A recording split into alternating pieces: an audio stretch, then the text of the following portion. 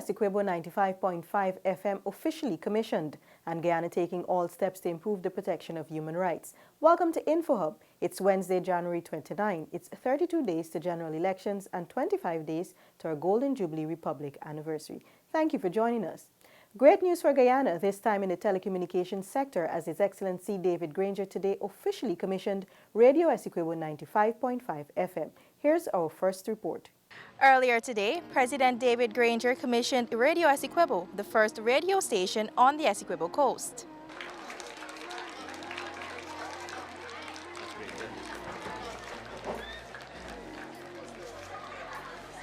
It's all together fitting that today we should launch a major communication system here in Guyana, the Regional Public Broadcasting Service that you've heard about. First of all, our administration, the coalition administration, regards it as a constitutional duty. This is not a sideshow, this is not part of an election campaign, this is a constitutional duty to ensure that citizens enjoy their freedom to communicate. In his remarks, Prime Minister the Honorable Moses Nagamutu gave an insight into the regional radio program. The idea for the regional styled public broadcasting system came out of a conversation with His Excellency President David Granger. His Excellency suggested that we should have a regional public broadcasting station in every capital, in every region. Communities all along the Essequibo coast and up and down the Pomeroon River can tune into Radio Essequibo on 95.5 FM. The frequency was turned on by Prime Minister Nagamutu on November 30, 2019.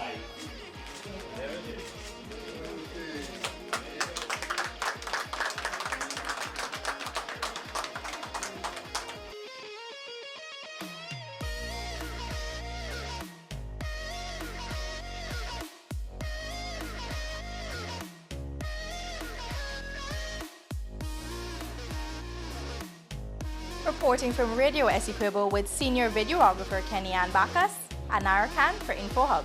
Guyana has been taking all steps to improve the promotion and protection of fundamental rights and freedom of its people.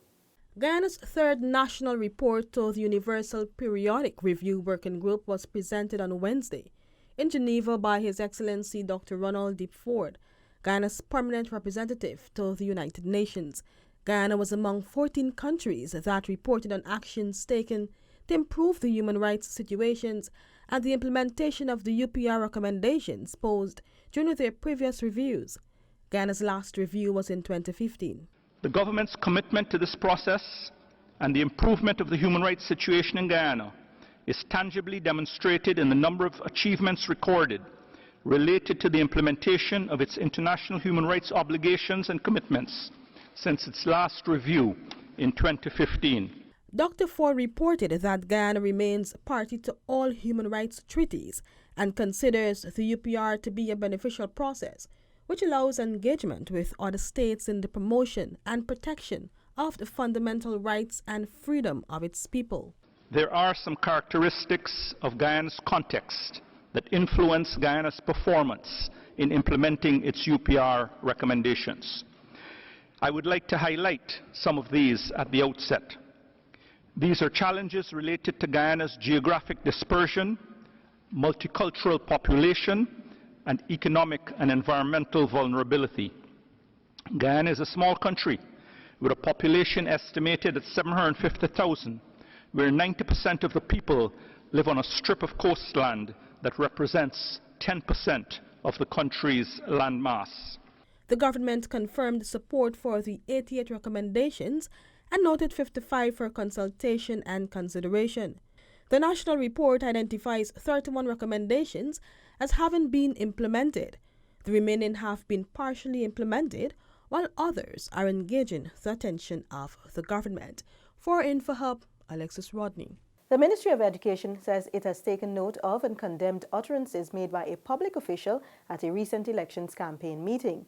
The ministry has since written to the Women and Gender Equality Commission, registering its displeasure with the comments. The letter points to the disrespectful manner to which women were referenced in the address, a video of which was shared on social media. The Commission is being implored to sanction the matter, which the ministry noted is one of national importance.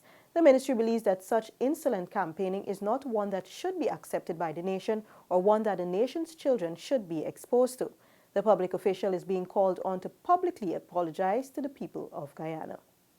No need to worry. Local health authorities are on high alert and are well prepared for any possible case of the coronavirus.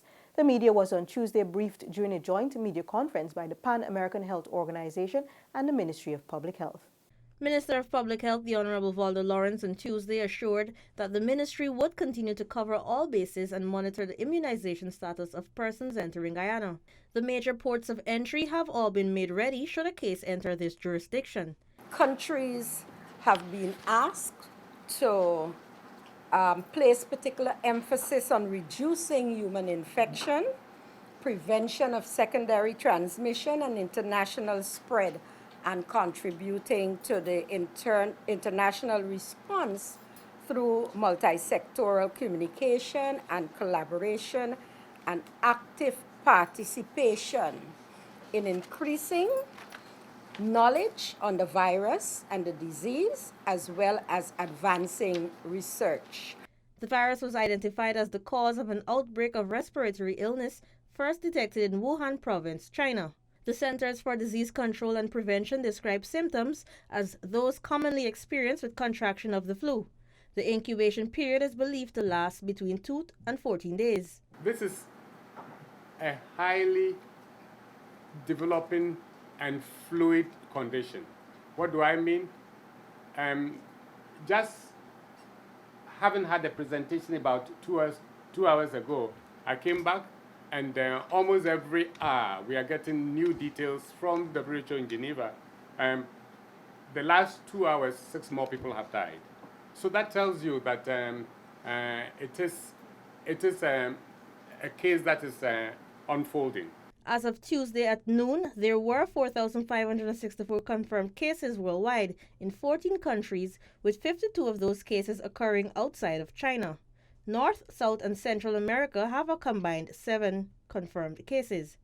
The Ministry of Public Health has created a screening mechanism which it describes as sufficient for the low risk Guyana currently faces. For InfoHub, Delicia Haynes. The need for stakeholders to be aware of modernized public procurement and reform methodologies was emphasized as the Ministry of Finance's E-procurement workshop continued today. The workshop hosted at the Finance Ministry was formally opened by Finance Minister Winston Jordan. It covered Ghana's roadmap and action plan for implementation of an electronic government procurement system. Minister Jordan noted that as Ghana evolves, so too must its procurement systems. It will facilitate easier access to suppliers, contractors and consultants, resulting in reduced administrative costs.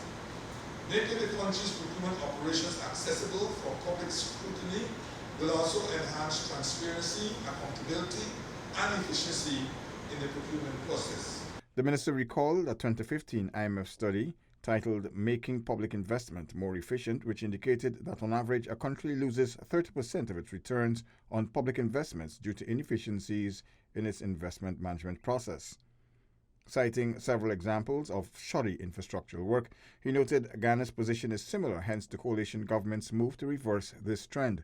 The decade of development, he said, further necessitates this move due to the rapid anticipated public sector investment growth. This growth of the economy will precipitate a surge in small and medium-scale businesses in Ghana. Therefore, the implementation of an electronic procurement system is timely, as it will provide opportunities for the development of these businesses by removing obstacles to the acquisition of government contracts. Public Procurement and Tender Administration Board Chairman Berkeley Wickham explained that the process began on October 21, 2019. The completion of this roadmap and action plan sets the stage in a structured way towards attaining this goal of having a fully functioning EGP platform.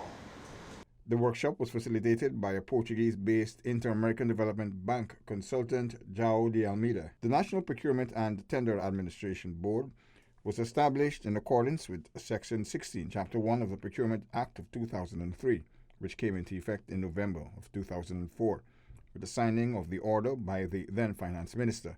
A new act has been drafted and is under consideration by the Attorney General's chambers.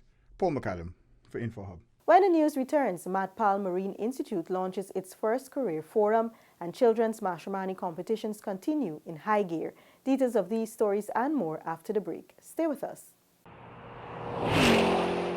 Daddy!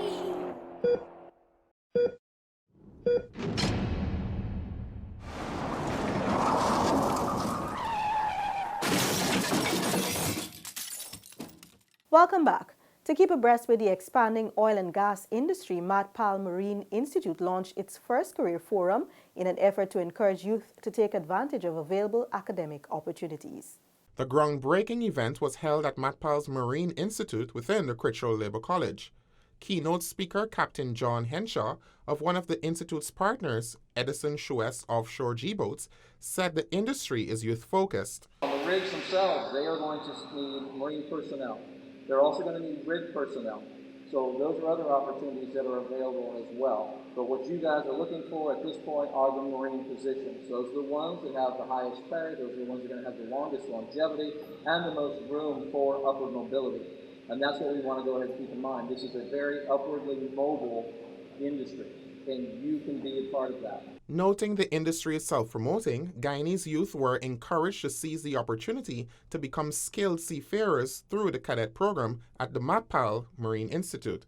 While Tullow Oil, which has interests in both the Kanuku and Orange blocks, expressed its continued commitment to promoting Guyana's local content, Janiquip underscored the importance of training and subsequent certification. You can be an excellent guy, you can be an excellent engineer in any field, but if you're not certified, you're not allowed to do anything.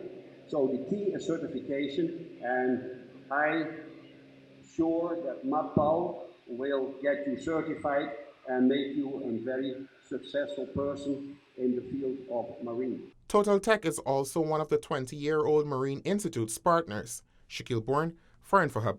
The National Coordinating Coalition is a sub-recipient of a multi-million-dollar grant geared towards improved efforts and services in the fight to end tuberculosis in Guyana. The Ministry of Public Health, which is the principal recipient of a $103.5 million grant from the Global Fund, has agreed to have the National Coordinating Coalition execute TB awareness in Region 1 and parts of Region 9. The NCC's disbursement amongst the $22.3 million, giving them approximately 26 months to cover strategic activities. This goes hand in hand with our policy. We have said it loud and clear that we know that we do not have the capacity to do all the things that we want to do and should do, and that we will certainly work with partners, especially local partners, to achieve that goal. And so here it is this morning that we are putting that into action. The NCC's work through NGOs and local organizations will support the Ministry of Public Health's NTB strategy. This will be possible with increased home visits, training for improved diagnostic capacity, among other areas. We have been on the ground. We've been there, done that, and this partnership with the ministry is just an extension of what we have been doing. Say for, this is the second time around, we're actually partnering on the TB project. A lot of our work is known with and in HIV and AIDS. The National Tuberculosis Program will take the lead, collaborating with other relevant units within the ministry to achieve targets. The overall grant between Global Fund and the ministry gives a 3-year period for execution. For InfoHub, Delicia Haynes. The regional children's matrimony competitions continued in high gear as Day 3 saw scores of students competing in the choir and jingle competition. As we go through life, we see there is so much that we don't understand. That was a performance by Sophia Primary School. Students from primary and secondary schools today contested in the Department of Education's choir and jingle competition as part of the 50th Republic anniversary celebrations. At the primary level, this year's competition saw 2 schools who strive to take home the winning trophy. In the end, Sophia Primary School copped the first prize trophy, while Ketley Primary followed as the runner-up. InfoHub caught up with the first place winners and their music teacher, who shared some details of their preparation leading up to the competition. The preparation was like about 2 weeks.